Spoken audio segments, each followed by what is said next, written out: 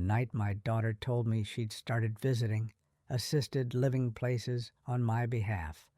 I couldn't fall asleep, so I lay in my bed listening to the small sounds of the house the way you'd listen to a child breathing in the dark, one ear on the world and the other on your own racing heart. And I remember thinking, well, isn't this something, Eleanor, after all these years of taking care of everybody else? Now they've decided they know what's best for you, too. And I stared at the faint rectangle of light from the street lamp on the ceiling and tried not to cry, because 80-year-old women crying in the dark is something they don't show you in movies. They cut away long before that part, but it happens all the time, quietly, into an old pillow that smells faintly of detergent and the lotion you keep by the bedside, the kind with the blue lid that your husband used to complain felt sticky on his skin.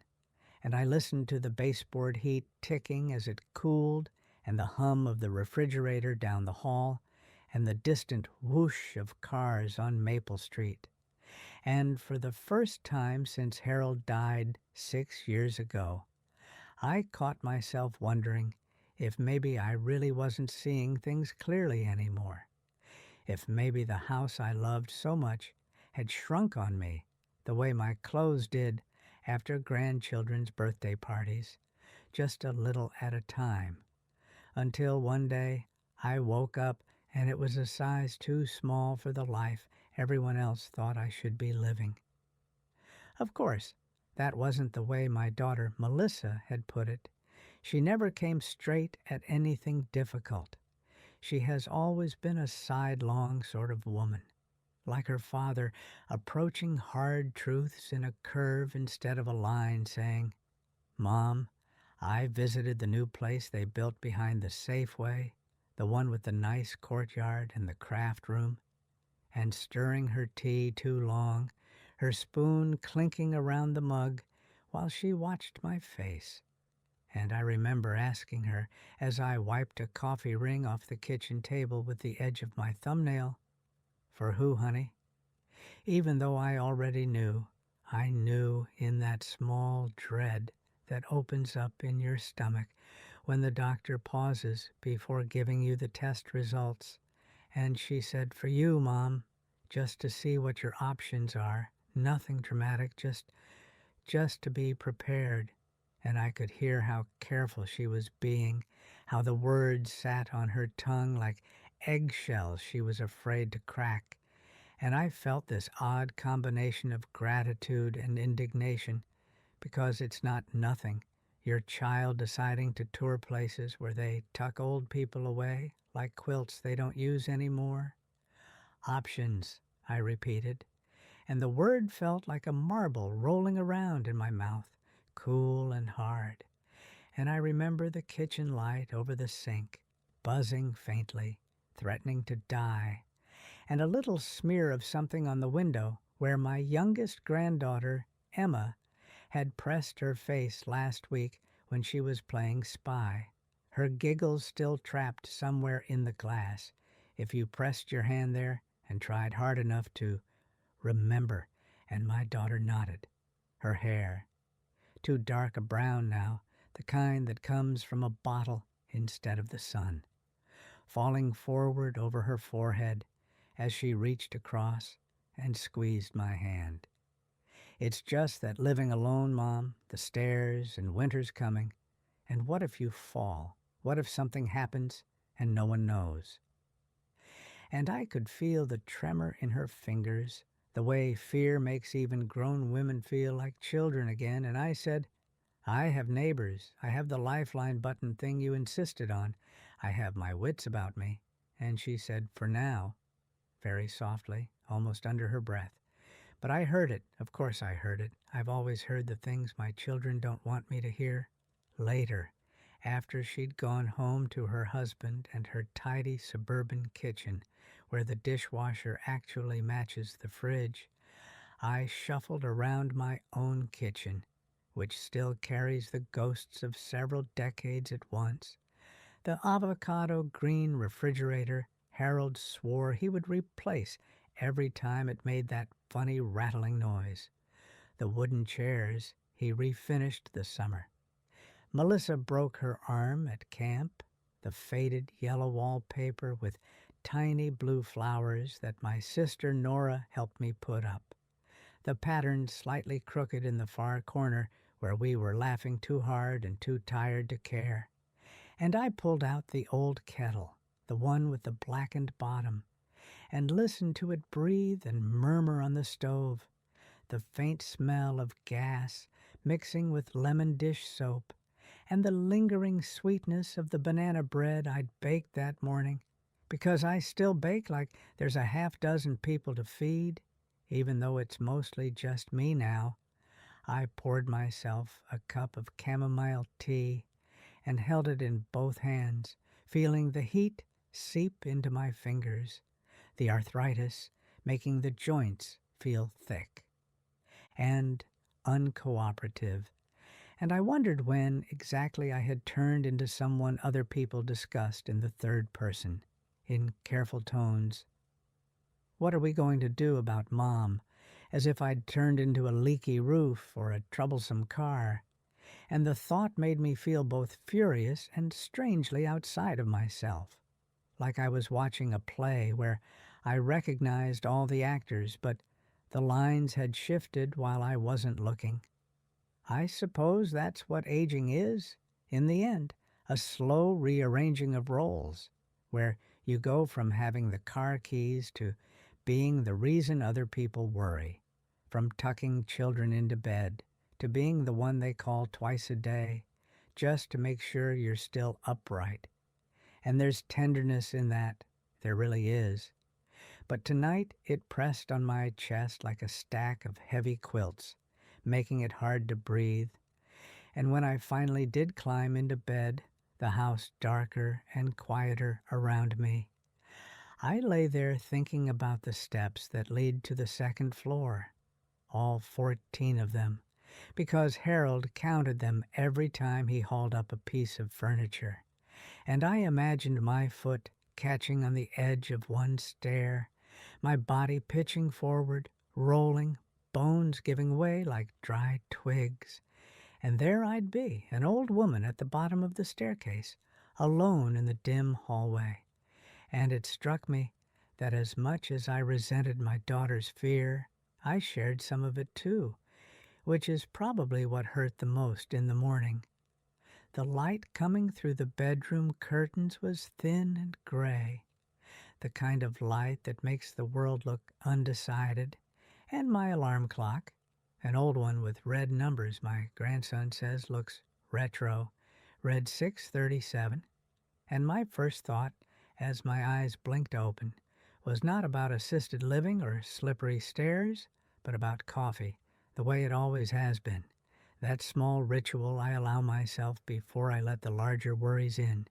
So I swung my legs over the side of the bed, feeling the familiar protest of my knees, and reached for my slippers with my toes, because bending all the way down feels like negotiating with a rusty hinge these days, and padded down the hallway, my hand skimming along the wall where the paint is smoothed and shiny from years of doing just that.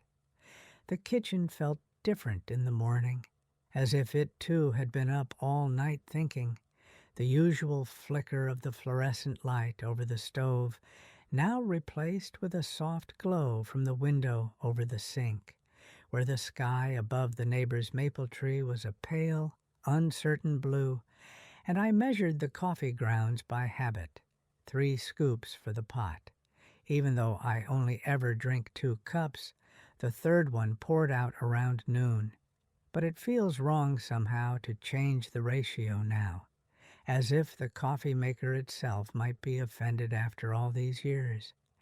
And as it began to drip and hiss and fill the room with that warm, bitter smell that has seen me through exam mornings and sick kids and Harold's overtime shifts, I looked around my kitchen and tried to imagine it as a place I might be leaving soon. The idea sat poorly, like bad soup, and I found myself wandering over to the refrigerator, the surface practically a scrapbook, crowded with photos and magnets from places I've never visited but my children have. Tiny Colorado mountains and a glossy picture of a cruise ship Melissa and her husband took for their 25th anniversary. Postcards curling at the edges, and then my gaze snagged on one photo in particular, the one of me and Harold and the kids in front of this very house, the paint still fresh, the tulips along the walk standing at attention, Harold's arms slung around my shoulders, my hair a dark, unruly halo around my face. I touched the corner of the photo, my fingertip lingering on the little house behind us, our house, and I thought about the day it had been taken, the feel of the new key cool in my palm, the way Harold had carried me over the threshold, even though I told him it was silly and I was not that kind of bride, not after 2 kids and a move from an apartment with walls thin as paper. And he'd laughed and said, "You'll always be that kind of bride to me, Elle." And I had rolled my eyes, but secretly loved it, loved him, loved the way his shoulder felt solid under my hand. I made my coffee and sat at the table, the same table where we'd eaten countless dinners, where homework had been done and bills paid and tears wiped away and elbows banged. And that morning, the chair across from me felt especially empty, as if Harold had just stood up and walked into the other room, and I was waiting for him to wander back in, scratching his head and asking where his glasses were, the one sitting right on top of his balding head. And I had to swallow around that ache that grows in the throat when you miss someone so completely you can't believe the world keeps turning. Without their permission, "You're getting maudlin," I told myself out loud, my voice sounding rough, lower than it used to, and I took a sip of coffee, the heat spreading down into my chest, and tried to shift gears to think practically, the way Harold would have, about what it would mean to leave this house, to pack up decades of living into cardboard boxes, to decide what gets a place on a shelf in some new apartment, and what gets wrapped in newspaper and forgotten in storage somewhere. The idea of strangers handling my things, my life, sorting it into keep and donate, made me bristle, and I thought of Melissa's careful voice again, her concern, her husband, Doug's practical suggestions about downsizing and liquidating assets, words that sounded more like a business meeting than a conversation about my home, and I felt a flicker of something stubborn rise up in me, the same stubbornness that made me finish high school while pregnant and working nights at the diner, the same stubbornness that refused to let me sink after Harold's heart attack, even when the bed felt too big and the nights too long. "I'm not a foolish woman," I told myself, stirring sugar into my coffee for the second cup. I know my body has changed. I hear it creak and complain every time I get up from the couch. I see the way my hands shake a little when I'm trying to zip up a dress for church. But I'm not helpless. I still remember the names of all my cousins and where I keep the extra batteries and which pipe in the basement makes that ominous knocking sound each winter. And it felt important, suddenly, fiercely important, that I not let my own children tell the story of my life, as if it were already over. After breakfast, I did something I hadn't done in a long while. I went down into the basement, one careful hand on the railing, the wood smooth under my palm, the faint smell of damp and laundry detergent greeting me as I reached the bottom step, because for all their fussing about the stairs up to my bedroom, no one seems to remember the stairs that lead down, where the washing machine lives and the boxes of Christmas decorations, and all the odds and ends of a life that never made it upstairs. The pull chain for the bare bulb clicked overhead, casting a yellowish light on the clutter, and I stood for a moment, just letting my eyes wander over it. Old suitcases stacked on top of each other, a folded-up card table, the baby crib Harold refused to throw away, just in case, though that case never came.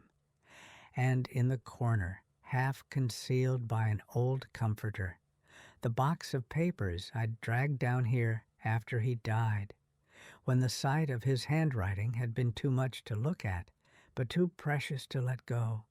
I knelt down beside it, ignoring the complaint from my knees, and pulled the box out into the center of the concrete floor, dust rising in a soft puff that made my nose itch. And as I lifted the flaps, the smell of old paper and time greeted me, a familiar dry scent that made me think of libraries and quiet Sunday afternoons.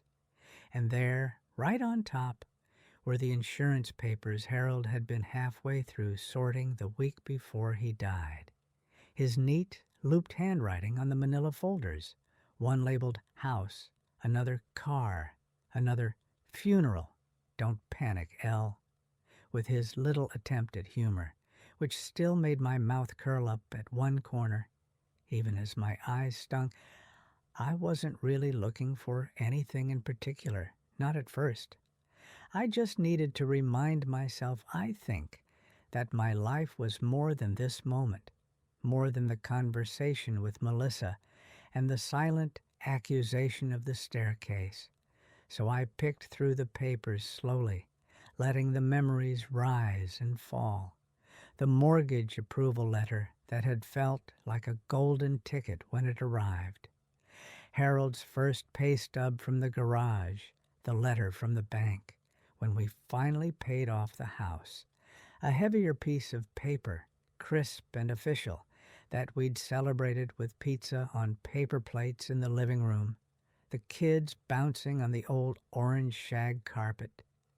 Beneath the files, I found a battered shoebox, the cardboard soft at the corners, and when I lifted the lid, I saw it was full of photos and postcards and a few folded pieces of paper, the ink on them a faded blue, and my heart gave a little stutter when I recognized the handwriting on the top one, not Harold's, but my mother's, the loops and slants that had filled so many school permission slips and grocery lists and notes taped to the fridge. I sat back on my heels, the concrete cold seeping through the knees of my pants, and unfolded the paper carefully, the way you handle something fragile. And there she was, my mother's voice, spilling out onto the page from decades ago, talking about the weather and the price of oranges and how she hoped I was. Eating properly in that tiny apartment in the city, and asking in a postscript if Harold was treating me right, because a man's temper doesn't always show before the wedding, darling. And I smiled a little, remembering how offended I had been by that line when I was 21, and utterly certain of my choices. Harold did have a temper, of course, all humans do, but it was rarely cruel, mostly just loud and quick, flashing and gone like summer thunder. And it came to him most often when the kids were small and life felt like a series of unpaid bills and broken appliances. And I thought about those nights, about Melissa as a teenager, standing in the doorway of the living room, arms crossed, eyes hard, saying, "You always take his side," and how it had felt like a slap, because in my mind, I wasn't taking sides. I was just trying to keep the whole fragile house of cards from collapsing.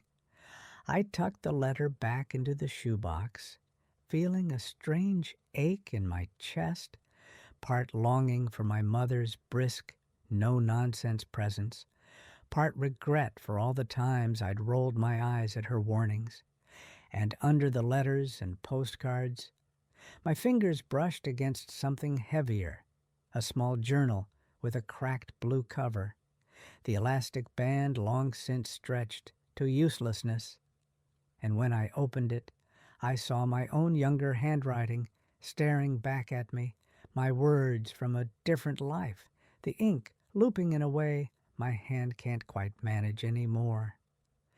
I had forgotten about this notebook, though as soon as I saw the first page, dated June 1979, sitting at this very kitchen table with a new baby in the next room and a husband snoring in front of the television, I remembered the feeling of rage and tenderness and exhaustion that had driven me to buy it at the drugstore and pour parts of myself into it that didn't fit anywhere else, and the discovery made me feel both exposed and strangely comforted, like running into an old friend who knows things about you that you yourself had almost forgotten.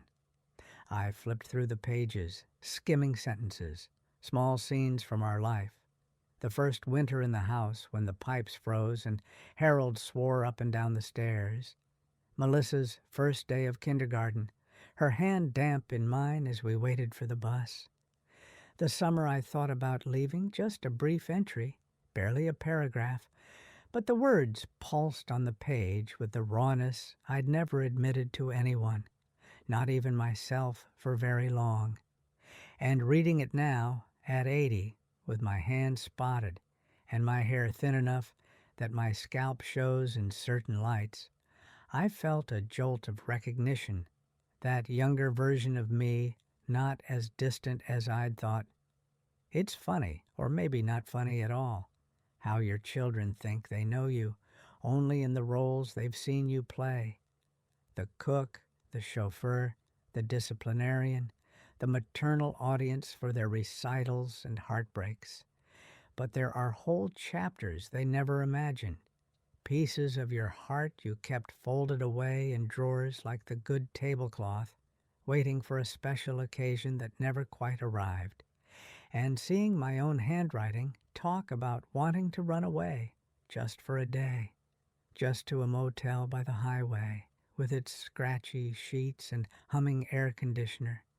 Not because I didn't love my family, but because I couldn't hear myself think over the noise of everyone else's needs, made me almost gasp. "You really were there, weren't you?" I whispered to that younger self, tracing the words with my fingertip. "You were here this whole time."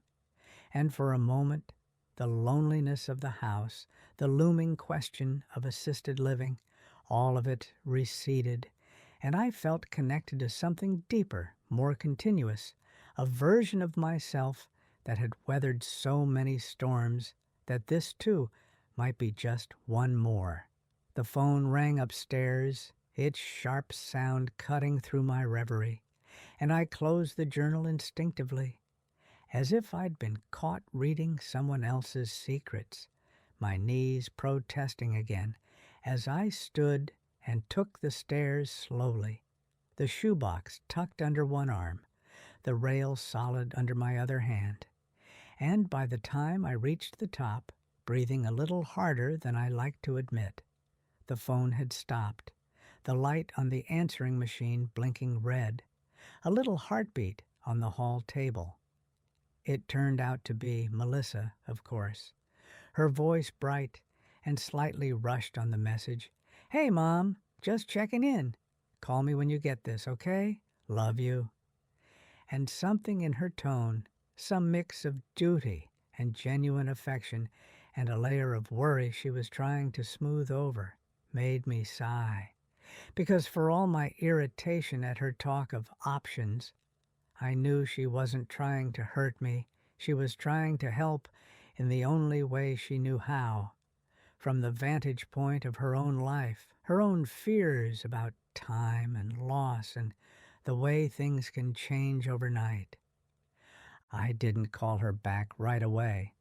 Instead, I put the shoebox on the bed and sat beside it, the mattress dipping under my weight, and opened the journal again to that entry from 1979, the one where I'd confessed, in my neat teacher's pet cursive, that I was so tired of being the strong one, so tired of holding everything together. And I read my younger self's words about how Harold had come home late again, smelling like motor oil and cheap aftershave, and how I'd wanted to scream at him, "I can't do this all by myself," but instead had ladled stew into a bowl and asked about his day. I remembered that night clearly now, the way my mind had smoothed it over for years, rewritten it as just another Tuesday. But reading the entry brought back the exact taste of it, the way the stew had cooled in the bowl while he talked about a difficult customer, how I'd nodded and made small noises and then gone upstairs to tuck Melissa into bed, her hair fanned out on the pillow, her small fingers twisting the edge of the blanket, and how she'd asked suddenly, "Are you mad at Daddy?" And I'd been startled, unsure how to answer, and finally said, "No, honey, Mommy's just tired," which had been the truest thing I could safely say. Now, decades later, my grown daughter was the one looking at me with that same searching expression, asking in her own way, "Are you mad at me?" Every time she suggested something that nudged me closer to the reality we're all trying not to think about, that everything ends, that independence is not a possession but a season, and I felt a wave of tenderness for her, for the little girl who used to suck on the sleeves of her sweaters, for the teenager who slammed her bedroom door so hard the picture frames rattled, for the woman who now organizes her life with color-coded calendars and who carries silently the fear of losing me. I closed the journal and rested my hand on the cover for a moment, feeling the faint texture of the worn cardboard under my palm, and I thought, maybe it's time to let her see a little more of who I was before I was just Mom.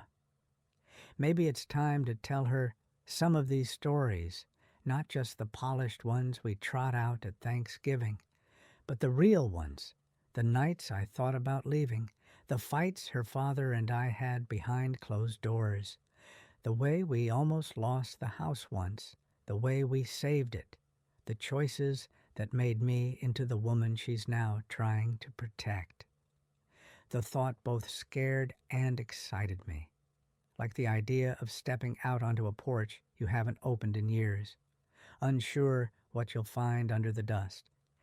And as I sat there, the shoebox open beside me, the faint chill of autumn seeping in around the window frame, I realized that the conversation about assisted living, about my future, might be less about where I live and more about finally letting my daughter see me as something other than a problem to solve or a treasure to keep safe on a high shelf. That afternoon, the sky cleared a bit, the clouds moving on like slow ships, and I found myself standing at the sink, washing the breakfast dishes hours late, watching a few leaves skitter across the driveway, and I thought about calling Melissa, telling her I'd go with her to see the place behind the Safeway, not as a capitulation, but as a reconnaissance mission, on my terms, with my eyes open. And then, as my fingers traced the rim of a chipped mug, another idea slipped in, quieter, but more insistent. Before I made any decisions about leaving this house, I wanted to see another one, the house where it had all begun, the little 2-story place in my hometown in upstate New York, where I'd grown up with my sister Nora and our parents, where the kitchen smelled like onions and starch and Irish Spring soap, where my mother taught me how to make biscuits and my father taught me how to wrap books in brown paper to keep them clean. And I realized, with a small shock, that I hadn't been back there in more than 30 years, not since my mother's funeral, and even then I'd barely looked at the house, too numb and angry and grief-stricken to see it clearly. The desire to go back rose in me like a tide, unexpected and strong, and I pressed my wet hands against the front of my apron, leaving damp prints, and thought maybe, before I let anyone else decide where I should live next, I need to remember where I started. I need to walk those streets again, see if the town is as small as it feels in my memory, see if the house is still standing, if the new owners kept the lilac bush or chopped it down like I'd always feared they would. The idea scared me because it meant travel. And travel at 80 is not the same as throwing a bag in the car at 30. It means planning and pills and worrying about bathrooms on the way. But it also quickened something inside me, a little spark that had been dim for a long time. And I found myself drying my hands and going to the drawer where I keep the phone book, even though everyone laughs at me for still having one, and leafing through the thin white pages for the number of the bus station, the one downtown near the river. I stopped with my finger on the listing, the black print slightly smudged, and I could hear Harold's voice in my head, gentle and amused. "Really, Elle, a bus at your age?" And my own voice snapping back, "Well, I don't see any other drivers standing around offering." And then softer, "I can do things, you know." And I realized I was arguing with a memory, which is rarely a winning game, but the point was made. I still wanted to go. Before I could talk myself out of it, I picked up the phone and dialed the number, listening to it ring, each tone a small step away from the version of myself who just sits and lets life push her around. And when a woman answered, her voice brisk and bored, "Riverline bus? How can I help you?" I cleared my throat and said, "Yes, I was wondering, do you still have routes upstate to Greenfield?" And heard the slight tremor in my voice, which I hoped she'd mistake for static. She put me on hold to check, a burst of tinny music filling my ear. And while I waited, my eyes drifted to the calendar on the wall, the one with pictures of lighthouses. And I saw that next week was relatively empty except for Dr. Patel checkup, written in Melissa's tidy handwriting, and a little note she'd added, "Call me after." And when the woman came back on the line and said, "Yes, ma'am, we've got a morning bus on Tuesday, leaves at 8:15, gets into Greenfield just after noon. You'd need to transfer once in Millbridge, but it's the same company," I felt my heart beating faster, not in a dangerous way, just in a way that reminded me it was still capable of getting stirred up about something other than medical bills and the weather. "How much is a ticket?" I asked, my voice steadier, and we went through the details, and by the time I hung up, I had written "Bus Tuesday 8:15" on a scrap of paper and propped it against the salt shaker, as if seeing it there would make it more real. I knew, of course, that I couldn't just disappear on a bus without telling anyone, not unless I wanted to give my daughter a heart attack, and however irritated I sometimes felt by her constant checking in, I loved her too much to put her through that. So the next step was obvious and much more daunting. I had to call Melissa and tell her what I was planning, to say, in so many words, "Before we talk about where I might end up, I need to revisit where I began." And I wasn't entirely sure how she'd take it, whether she'd see it as a sign of my autonomy or further evidence that I couldn't be left to my own devices. I stood there in the kitchen with the phone still warm in my hand, the house holding its breath around me, and for a moment I felt the weight of all the years between us, between me and my daughter, all the unspoken worries and old resentments and shared joys, this invisible web that connected us even when we were miles apart. And I understood in a flash that this trip, if I took it, wouldn't just be about me and my past. It would be about us, about whether she could look at me and see not just an aging mother to be protected, but a woman still capable of making choices, even risky ones.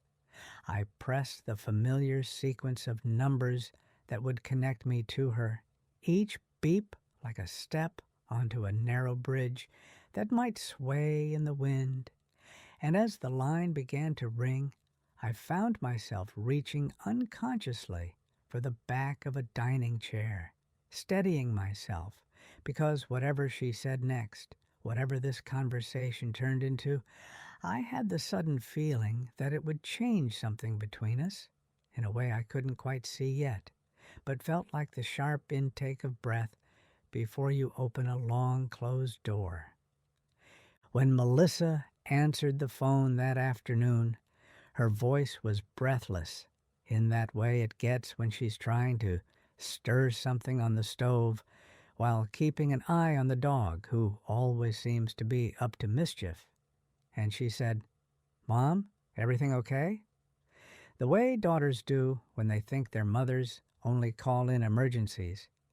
And before I could lose my nerve, I told her, in what I hoped was a steady voice, "Honey, I'm thinking of taking a trip next week."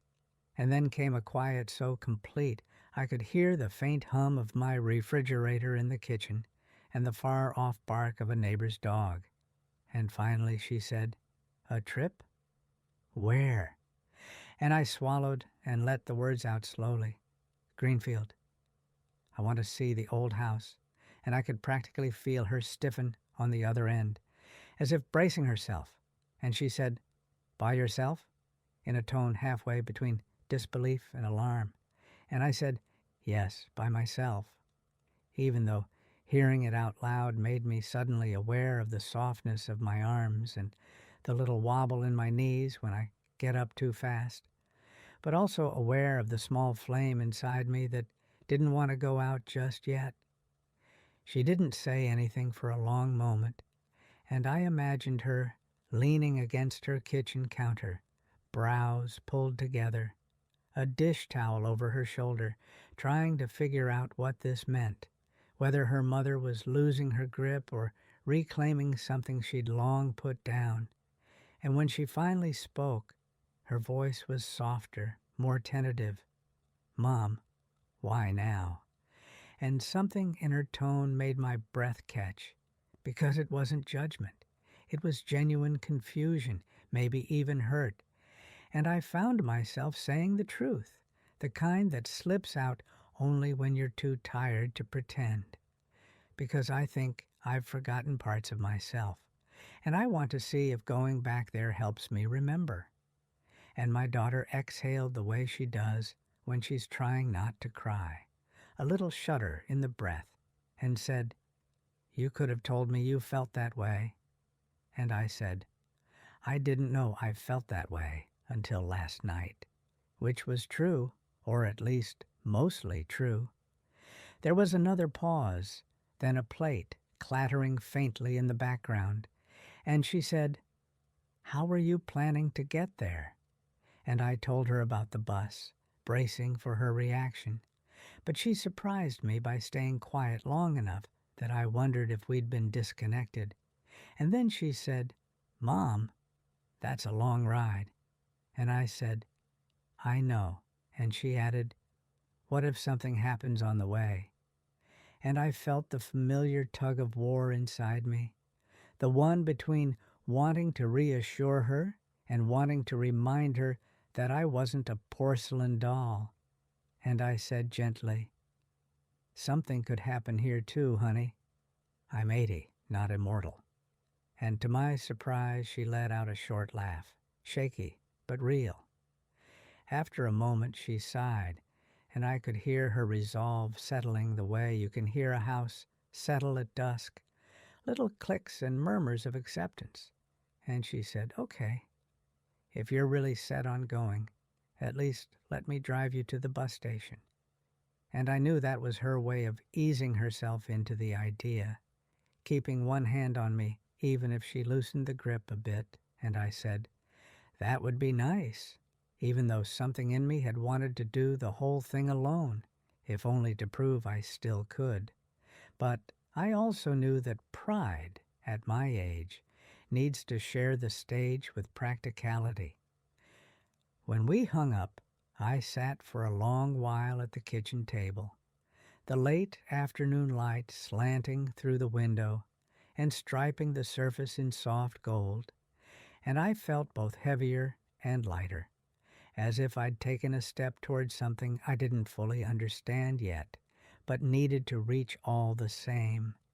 And I noticed for the first time how quiet the house had become in recent years, the kind of quiet that isn't peaceful so much as it is hollow, the quiet that makes you suddenly aware of the weight of your own breathing and the ticking of the clock on the stove. And I thought, maybe the trip wasn't really about the old house at all.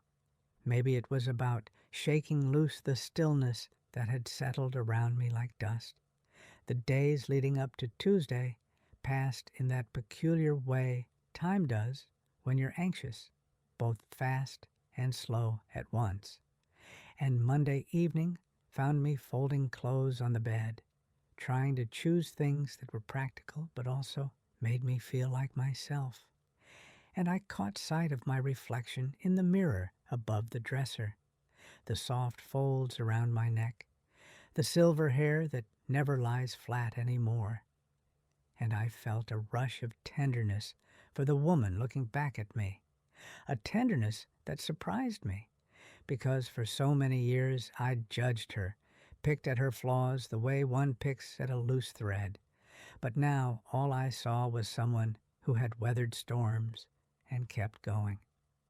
I placed my old blue cardigan, the one Harold used to call my armor, on top of the small suitcase, even though it was too warm for it, because the thought of having something of his near me made my chest loosen a bit.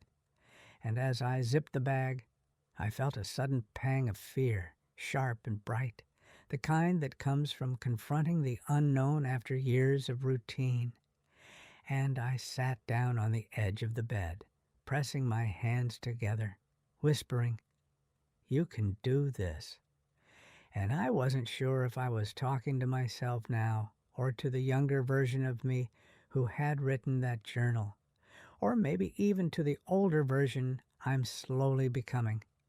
I hardly slept that night, kept waking every hour to check the clock, as if time might slip away if I didn't keep an eye on it. And by morning, I felt that strange mix of exhaustion and adrenaline that reminds me of the days when the kids were little, and someone always had a fever or a nightmare, and I moved through the house, turning off lights and making sure the stove knobs were all pointed to off, silly rituals that made me feel grounded. Melissa arrived 10 minutes early, which is her way, and she knocked lightly before letting herself in, calling, "Mom, you ready?"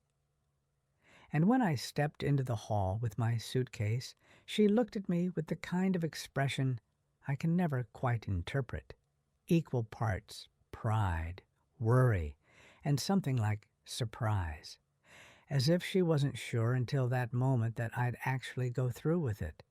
And she said, "You look nice," in a soft voice, and I felt inexplicably shy, like a girl on her first day of school.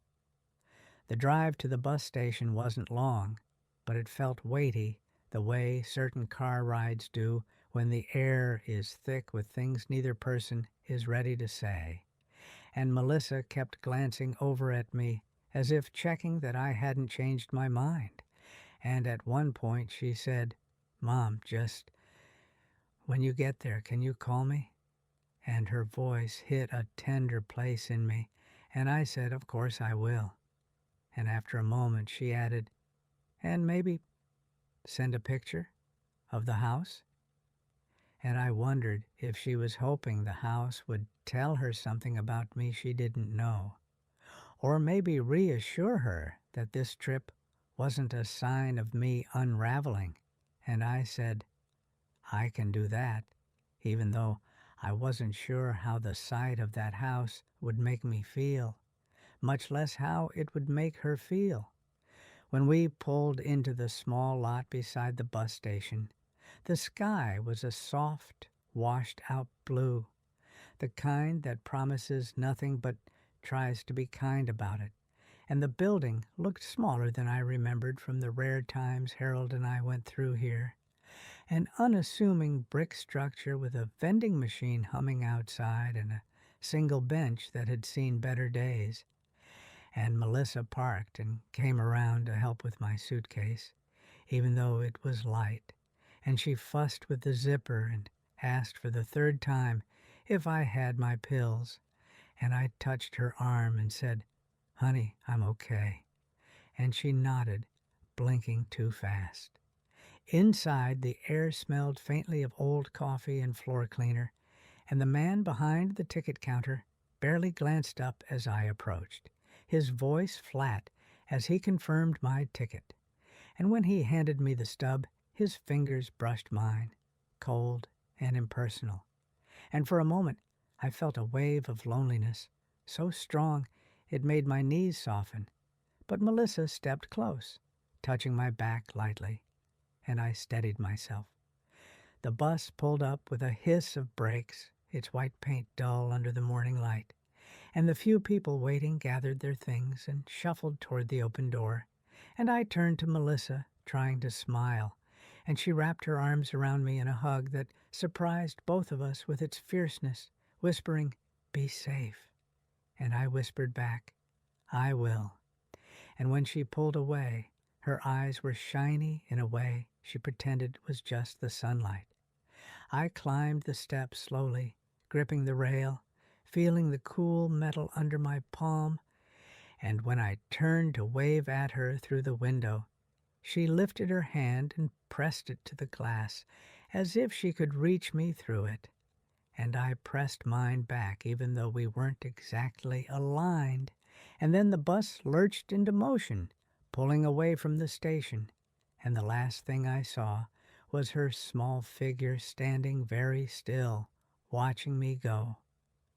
As the bus merged onto the highway, the scenery changing from town to stretches of brown grass and early autumn trees, I settled into my seat and let the movement soothe me, the way rocking chairs once did when I was young, and I tried not to think too far ahead, not about the house or what I might find there, not about Melissa's worried eyes, not about the silent spaces in my own memories that I hoped this trip might fill. Instead, I watched the road unfurl before us like a ribbon, and for the first time in a long while, I felt something shift inside me. Not a dramatic change, but a small clearing, an opening, as if I'd nudged a stuck door and felt the first hint of a draft through the gap, and I closed my eyes for a moment, letting that feeling settle, unaware that the real discomfort, the real unraveling of old truths and buried things, would begin not when I reached Greenfield, but halfway there, in a place I hadn't thought about in decades, where the bus would make an unexpected stop, and something or someone I had not planned on seeing would bring the past rushing forward with a force I was not at all prepared for. The bus had been humming along for just under 2 hours when we pulled into Millbridge, a small transfer stop I barely remembered except for an old diner Harold and I once ate in, though I couldn't recall what year that had been, or whether the kids had been with us, only that the coffee had been weak, and Harold had made a joke about it that had made me laugh harder than it deserved.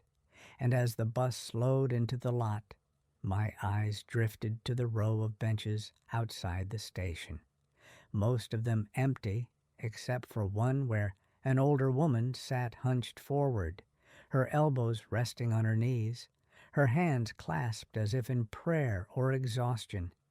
And at first I didn't look too closely because it felt impolite to stare, but something about the slope of her shoulders tugged at me, a gesture I recognized the way you recognize a childhood smell you can't name at first.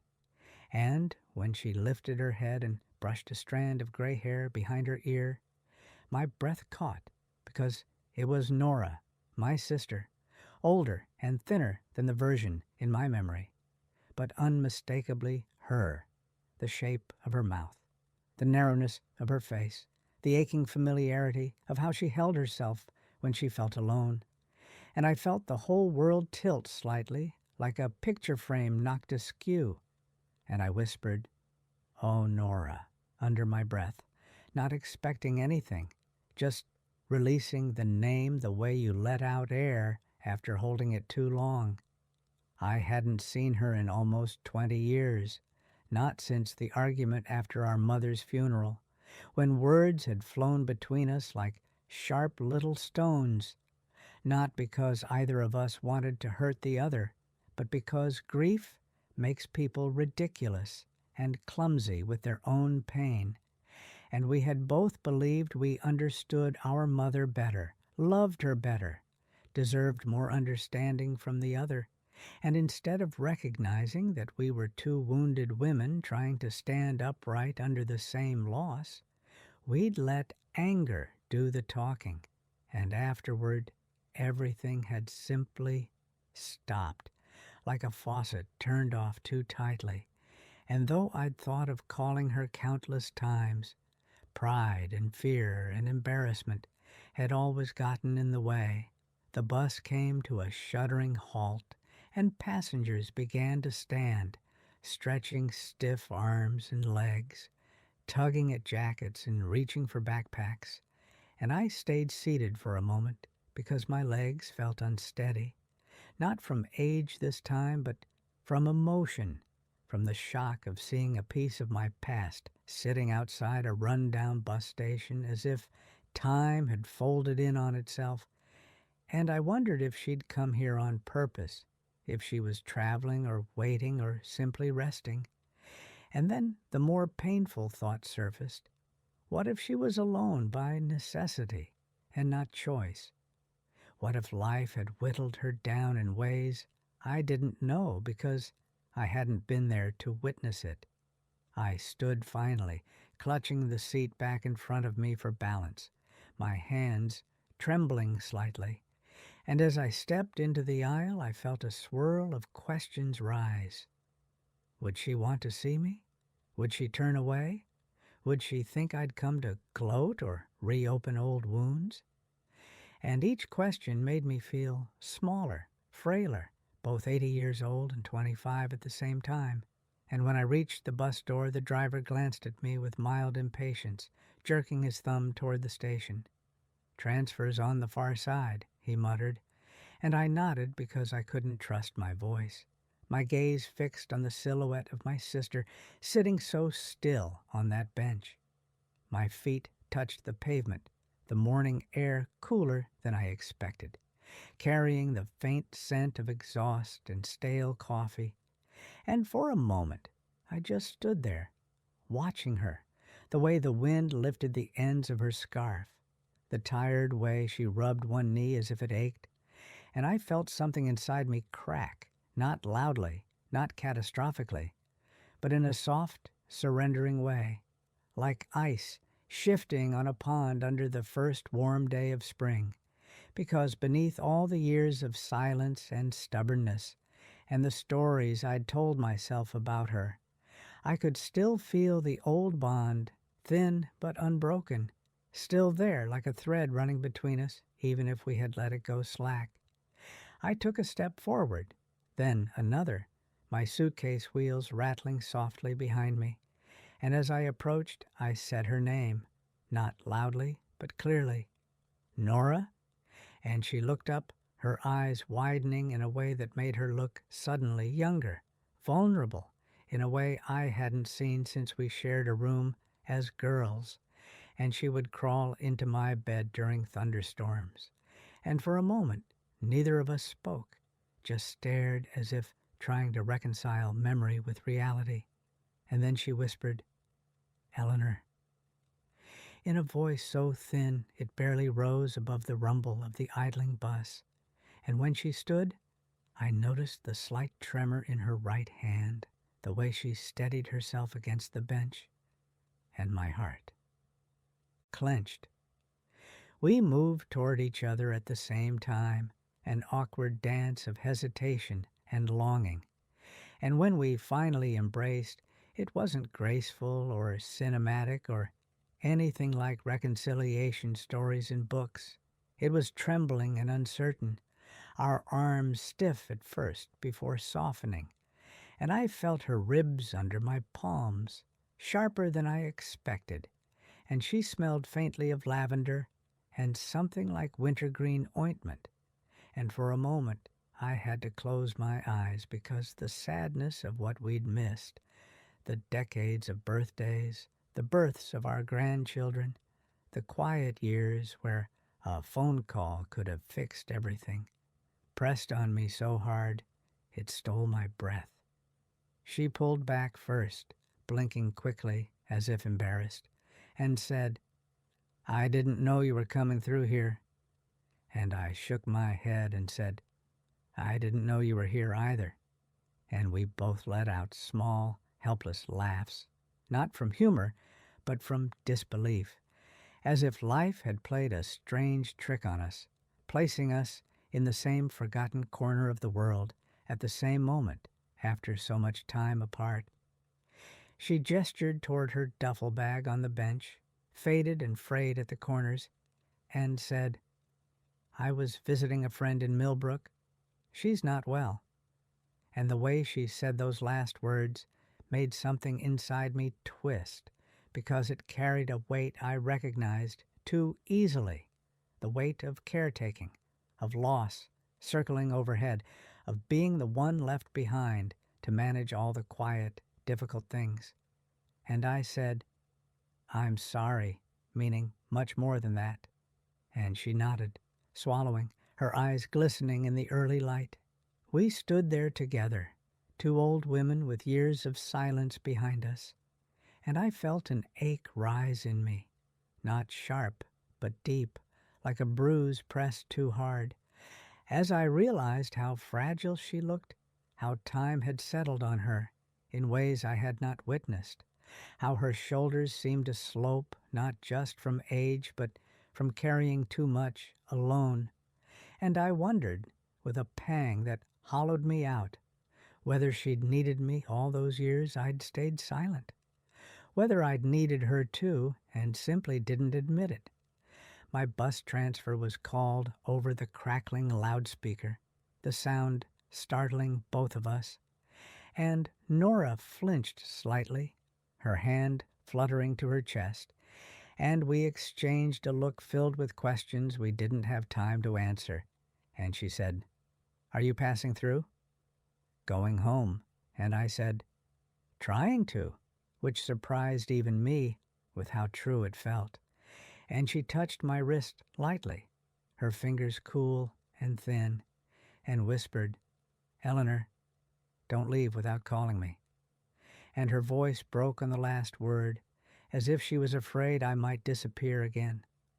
I nodded, my throat too tight to speak, and as I stepped backward toward the waiting bus, I watched her sink slowly back onto the bench, her hand lifting in a small wave that made my chest ache in a way both familiar and new, because it wasn't just the sadness of the past anymore.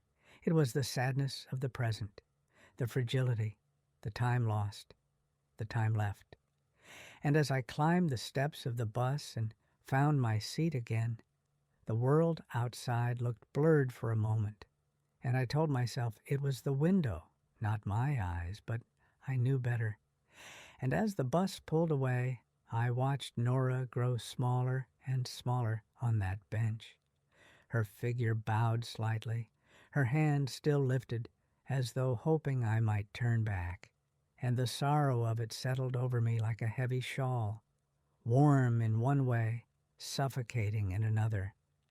And I realized that going to Greenfield would mean facing more ghosts than I had expected, and one of them was still very much alive, waiting for me to decide whether I had the courage to mend what time had frayed so cruelly between us. The bus rolled on toward Greenfield while my mind stayed behind in Millbridge, circling around the image of Nora sitting on that bench with her scarf fluttering slightly in the wind. And I kept replaying the way her voice had sounded when she said, "Don't leave without calling me," so fragile and earnest that it felt like someone pressing a warm hand against a bruise. And I found myself wondering what her life had become in all the years we'd been silent, whether she still made her strong tea in the mornings, whether she still hummed under her breath when she cooked, whether she still kept her anger tucked just under her ribs the way she used to, and the grief of not knowing those simple things shook me more than I expected, the same way the death of a routine can sometimes hurt worse than the death of a person. And as the bus swayed gently, I felt my throat tighten again, realizing with a clarity that left me dizzy that I had been grieving my sister long before this morning, grieving the possibility of us, grieving the safety of having someone who remembered your childhood, your mother's scolding voice, the way your father smelled like pipe tobacco and rain, someone who could pull an old memory off the shelf and hand it to you when your own mind misplaced it. I sat there, hands folded tightly on my lap, and the scenery outside blurred into a wash of fields and faded barns, the early autumn leaves trembling on their branches, as if unsure whether to hold on or let go. And something about that image felt too familiar, too much like my own inner life these past years, this endless balancing act between wanting to stay exactly where I was and wanting desperately to move forward, and somewhere between Millbridge and Greenfield. I realized that the trip wasn't just about seeing the old house or even about sorting out my feelings about aging and independence. It was about reckoning with the choices I'd made, the relationships I'd let fray, the things I'd turned away from because they hurt too much or felt too messy, and I felt this deep weariness settle over me. But beneath it, a thin thread of determination too, like a small root pushing up through stubborn soil. When the bus finally pulled into Greenfield just after noon, the sky had grown heavier, a dull, overcast gray that made the town look washed out, like an old photograph someone had left too long in the sun. And I stepped down carefully, stiff from sitting, grateful for the sturdiness of the metal railing, and the moment my feet touched the pavement, I felt an odd tremor of familiarity and estrangement entwined, as if the town were a distant cousin I hadn't seen in decades, recognizable around the eyes, but changed enough to make me hesitate, and I found myself standing there for a long moment, simply letting the air settle around me, breathing in the faint scent of fallen leaves and old brick, and something vaguely sweet that reminded me of the bakery that used to be on Main Street, though I doubted it still existed.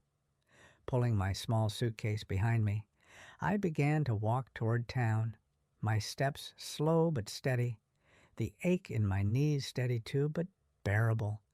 And as I passed the little row of shops I remembered from my childhood, the hardware store with its peeling red sign, the laundromat where I'd once lost a mitten and cried as if it were a living thing, the pharmacy with the creaky wooden floors, I noticed how time had softened everything, worn the edges, faded the colors, but hadn't erased the bones of the place, and something inside me eased a little with that realization, as if the town itself were whispering, "I'm still here, even if I'm different."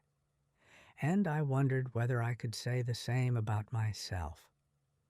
I walked slower as I neared the old neighborhood, my breath catching when I turned onto Walnut Street, the street where I'd learned to ride a bike, where Nora once tripped and scraped her knee so badly she wailed all the way home, where Mom used to shout our names from the porch, her apron fluttering as she waved us inside for supper, and when I finally saw the house, the little 2-story white one with the blue shutters, I stopped in my tracks, gripping the handle of my suitcase so tightly my knuckles whitened, because it was both exactly the same and heartbreakingly changed, the shutters replaced with a darker color, the porch railing new, the lilac bush gone, just as I'd feared it might be, leaving behind only a patch of slightly darker soil, like a scar that hadn't quite healed.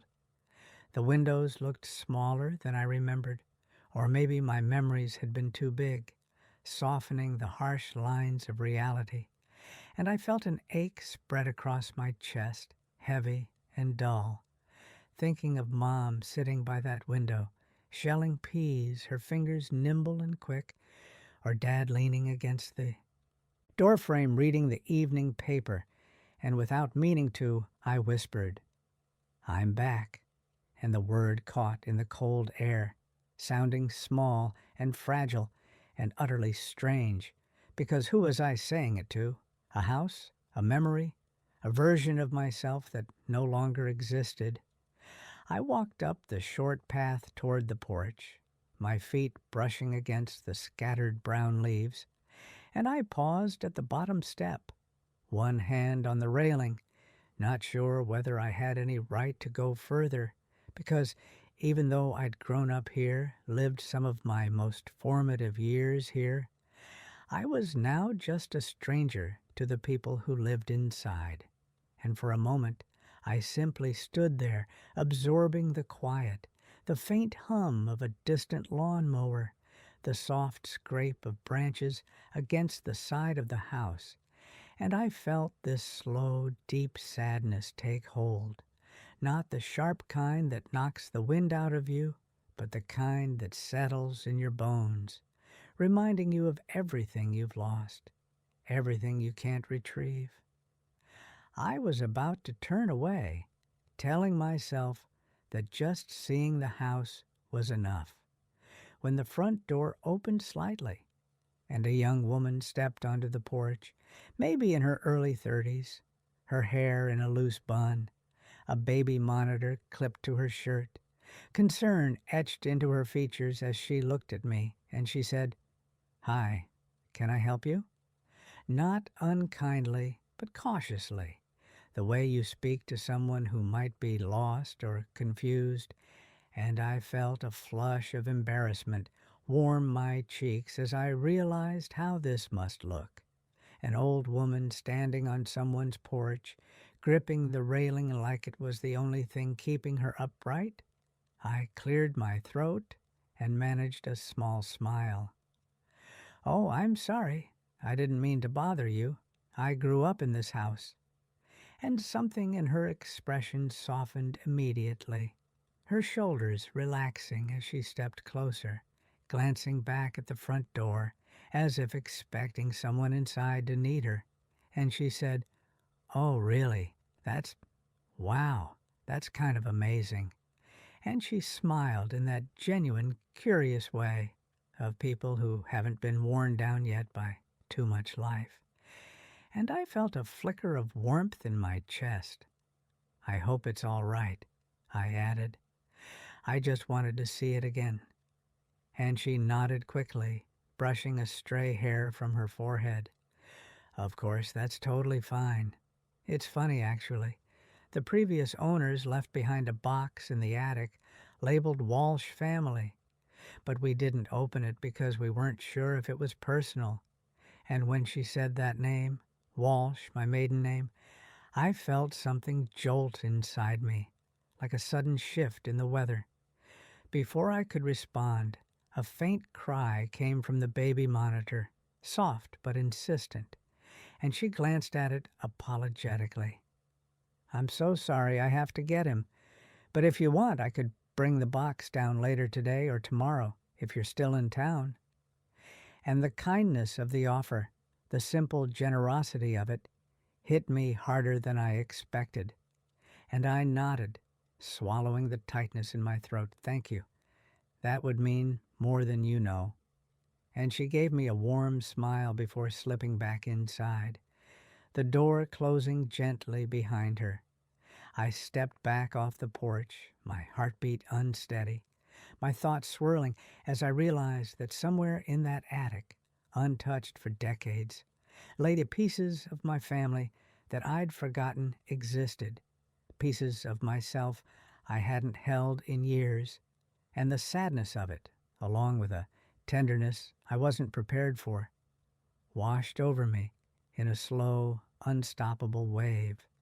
Because life had a way of keeping things even when people didn't, and now the past was waiting for me, not in memory, but in a literal box, sealed and silent, holding truths I wasn't sure I was ready to open, yet knew I had to face if I wanted to understand not just where I'd come from, but how to move forward from the ache that had followed me all these years. I spent the rest of the afternoon wandering through Greenfield with a strange heaviness in my chest, the kind that comes from being stirred up in ways you didn't plan for. And I found myself moving slowly, letting my feet guide me past places that had once felt enormous. Mrs. Klein's old garden with the crooked trellis, the corner where Nora and I once waited for the school bus, the narrow bridge we used to cross on our way to the library, all of them smaller now, gentler somehow, softened by time and the way memory insists on making everything bigger than it was. And as I walked, I kept thinking about the box in the attic, about what might be inside, and the feeling was so complicated, half yearning, half dread, that it sat in my stomach like a stone, and I wondered whether anything inside that box could possibly make up for all the years we'd let slip through our fingers, all the conversations we hadn't had, all the choices we'd made in hurt or fear instead of love. At some point, I stopped at the small park near Main Street, the one with the old iron bench that used to leave marks on the backs of our legs in the summer, and I sat down, letting my suitcase rest beside me, watching a young father push his little girl on the swings, her laughter ringing out in bright, airy bursts that made something in my chest tighten painfully, because hearing that kind of laughter always brings back the children my own once were, the chubby hands, the messy cheeks, the way they'd lean against me as if my body were their whole world.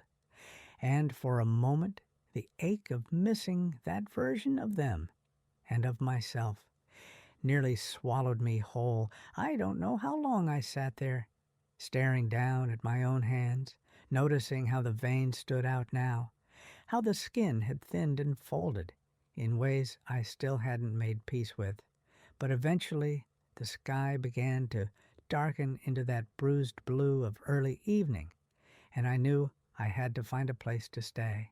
So I took a slow walk to the small inn near the edge of town, the one with the ivy-covered porch and the faint smell of cedar inside, and the young woman at the desk, sweet, freckled, probably younger than my youngest granddaughter, checked me in with a bright smile that made me feel both welcome and terribly old. And once I was in my room, I set my suitcase on the bed and just stood there for a moment, feeling the unfamiliarity of the space press against the edges of my nerves. The room was quiet, too quiet, and the loneliness of it settled over me quickly. Loneliness has a way of slipping in when you're far from home, especially in a place tied to your past. And I thought about calling Melissa, but I also knew that hearing her voice would make her worry, would make her ask questions I wasn't ready to answer. So I sat down on the edge of the bed instead and let my hands rest in my lap, breathing slowly, feeling the faint tremor in my fingers that comes when I'm overwhelmed, and telling myself it was just exhaustion, just the long day catching up to me. It wasn't until the next morning, after a restless night where sleep came in thin, fragile snippets, that I found myself back in front of the house on Walnut Street, the air cool and crisp, carrying the smell of damp leaves and something that reminded me of the starch my mother used when she ironed our dresses, and I felt the same mixture of expectation and fear rise in me as I climbed the porch steps and knocked lightly on the door, hoping the young woman hadn't forgotten, hoping she'd had the time and energy to look for the box, and almost immediately she opened the door with a bright, warm expression, her baby perched on her hip, his small fingers gripping her shirt. "I found it," she said before I could speak, her voice soft with something like respect, and she stepped aside so I could enter the front hall. And there, on the small wooden bench by the stairs, sat a cardboard box with my father's handwriting across the top. Walsh Family, carefully printed in the bold block letters he'd always used for labeling. And seeing his handwriting again after so many years punched the air out of me. A slow, devastating blow I hadn't prepared for, and I had to steady myself against the doorframe because it felt, for a moment, like my father was standing just behind me, humming the way he did when he fixed the toaster or sorted tools in the garage. The young woman must have noticed the way I froze because she touched my arm lightly, a gesture so gentle it nearly undid me completely, and she said, "Take your time," and then disappeared down the hallway with the baby, leaving me alone with the box, with the past suddenly made physical and present in a way I hadn't expected, and I lowered myself slowly onto the bench, the wood cool beneath me, and placed my hands on the lid, afraid to open it and afraid not to. When I finally lifted the flaps, the smell of old paper and attic dust rose up, and inside were layers of things I hadn't seen in decades. Stacked photos, curled postcards, a small bundle of letters tied with string, a pair of my mother's reading glasses wrapped in tissue, a cracked ceramic bird Nora and I had made in elementary school, its paint chipped but still there. And as I pulled each item out, one by one, I felt myself growing smaller inside, folding inward in a way I hadn't in years, overwhelmed by how much life had passed, how much had been carried forward by objects long after we'd forgotten them. And then, tucked near the bottom, I found a small envelope with my name on it, Eleanor, written in my mother's unmistakable slanted script. And when I held it, my hands trembled so badly that I had to take a slow breath before opening it, afraid the paper might tear, afraid I might tear, afraid that whatever was inside would undo me in ways I couldn't recover from. And when I finally slid the letter out, the ink faded but still visible, I saw the date at the top, June 1998, just a few weeks before she passed, and my heart began to pound in that deep, irregular way that only grief can cause, a pounding that felt both frightening and inevitable as I unfolded the letter, bracing myself for words that had waited over 20 years to reach me. The first line made my breath stop. My dear Eleanor, if you are reading this, it means I didn't get the chance to tell you everything I wanted to. And before I could read another word, tears blurred the whole page, hot and fast, because it hit me then, with the force of a lifetime's worth of regret, that the things left unsaid between us had been heavier than I'd ever admitted.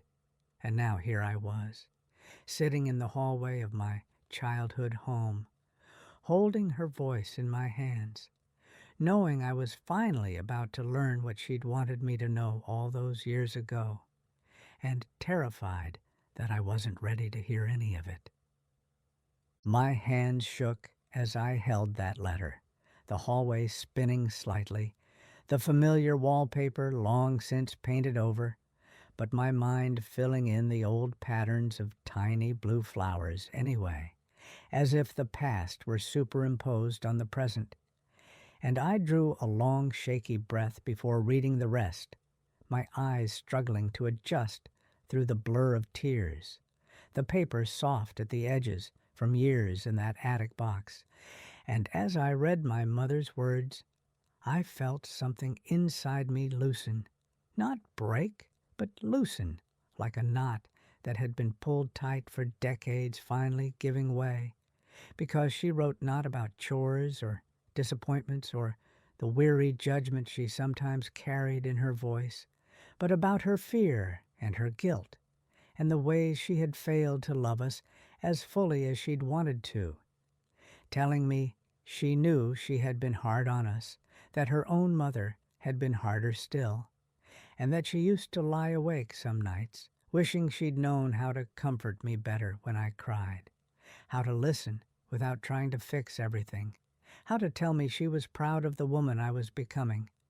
And I felt myself curl inward at those lines, the ache of long-lost tenderness hitting me so sharply that I had to press a hand to my chest as if to steady my heart.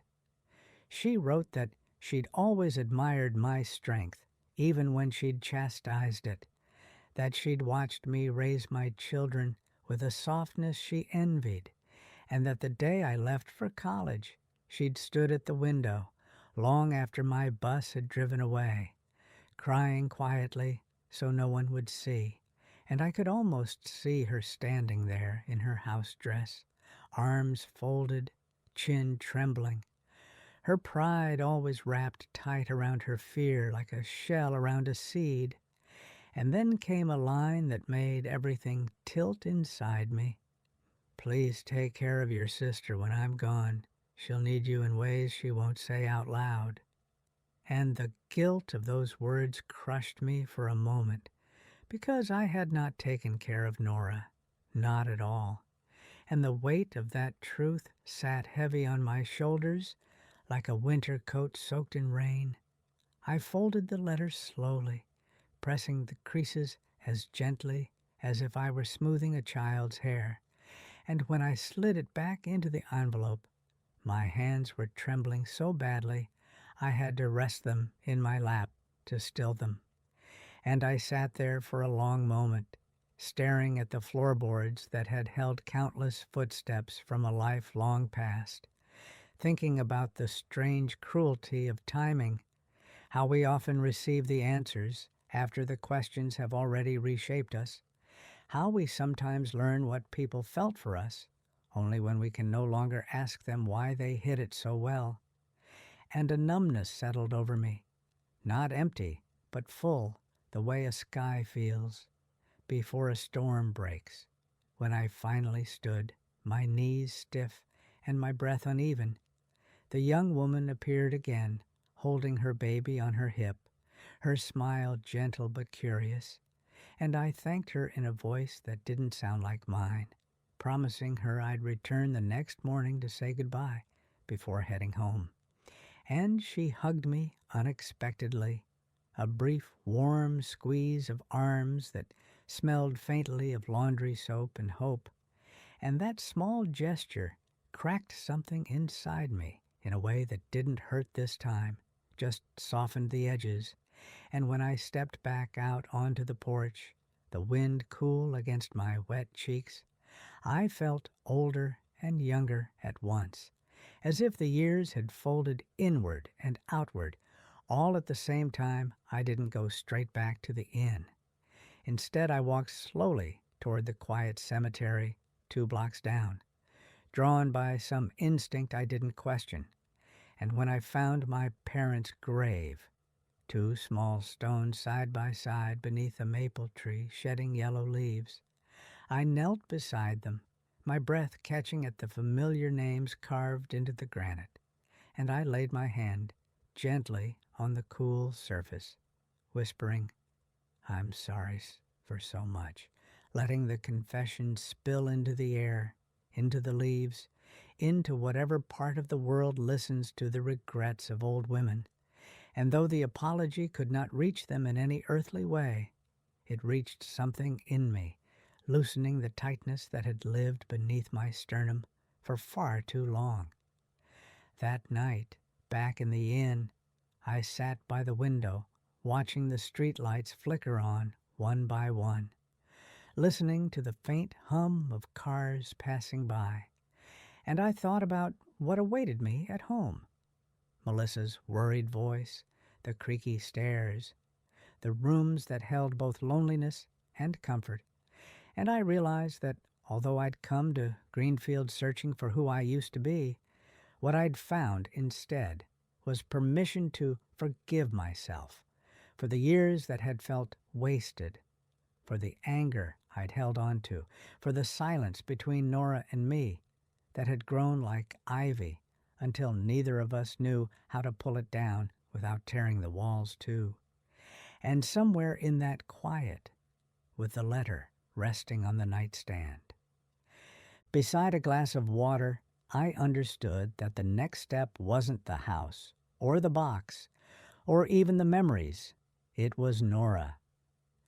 The next morning I boarded the bus back toward Millbridge with a steadiness I hadn't felt in years, gripping the letter in my purse like a lifeline.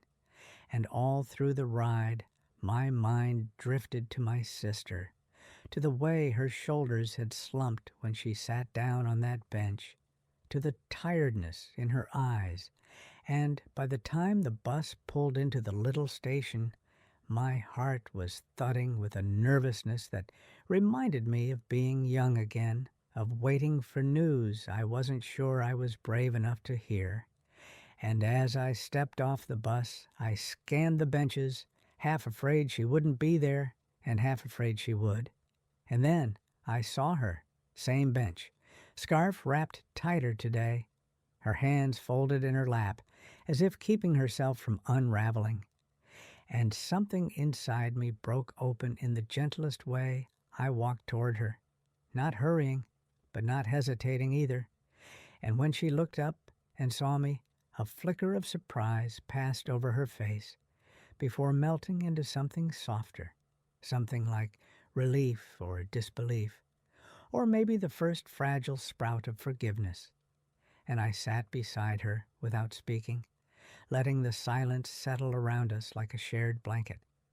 And after a long moment she said, her voice thin but steady, "You came back." And I nodded, my eyes stinging again, replying, "I should have come back a long time ago." And she let out a breath that sounded like surrender, her fingers inching toward mine on the bench until they touched lightly, and that small, trembling contact held more meaning than any apology either of us could have spoken. We sat there like that for a long time, 2 old women with too much history and too few years left, holding hands awkwardly like shy children.